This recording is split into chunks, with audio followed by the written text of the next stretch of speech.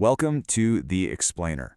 Our whole goal here is to take big, complex topics and break them down, using the source material itself to guide us. So let's just jump right in. So here's a big one. Are all religions equal? It's a question you hear a lot when it comes to Islam. And today, we're going to dig into the answer, but we're going straight to the source, into Islamic theology itself. This really gets to the heart of things, right? Beliefs about truth, revelation, and humanity's relationship with the divine.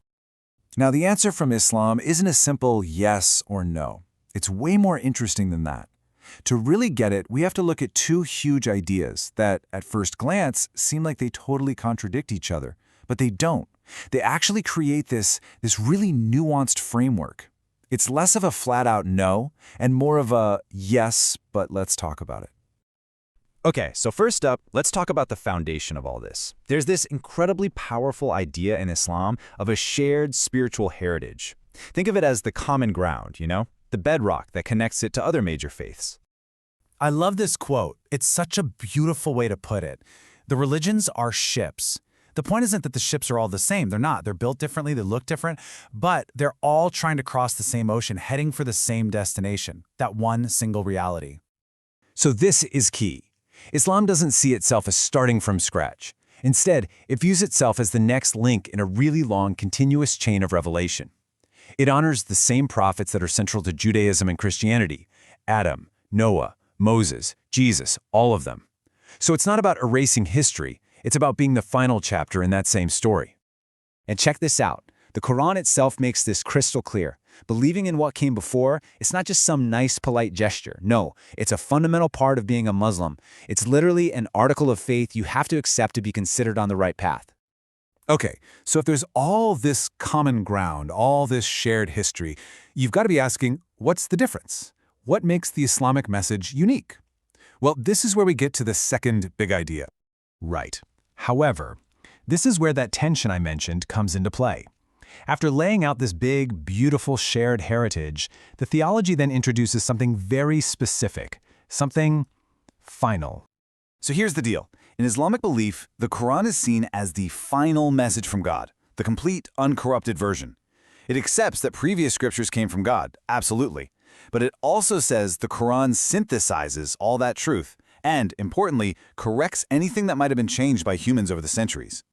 And this is such a critical way to understand the perspective. It's not seen as a new religion at all. It's seen as the completion of the one single religion of God that's been revealed throughout history. It's the grand finale of a story that's been unfolding for thousands of years. Okay, let's pause for a second.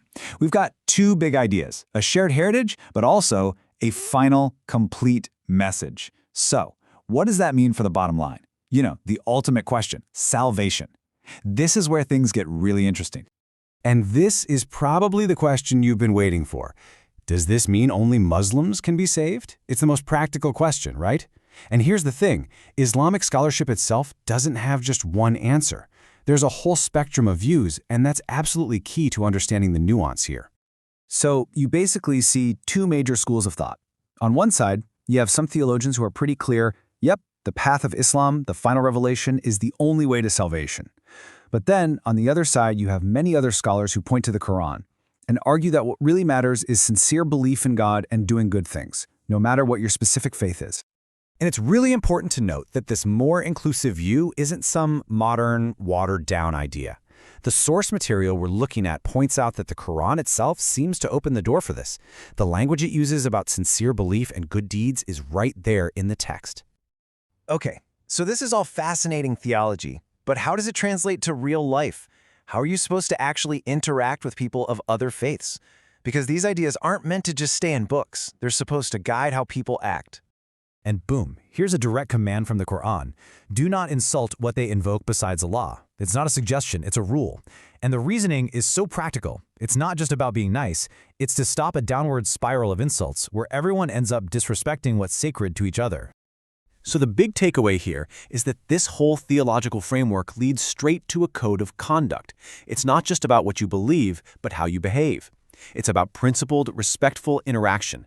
Even with a belief in a final message, the instruction isn't arrogance, but respectful conversation. Which kind of leaves us with this final thought, doesn't it? In a world that's so divided, could this kind of framework be a model for something more than just tolerance? Could it be a model for a deep, principled respect, a way to hold your own beliefs as true while still genuinely honoring the path of others? It's definitely something to think about.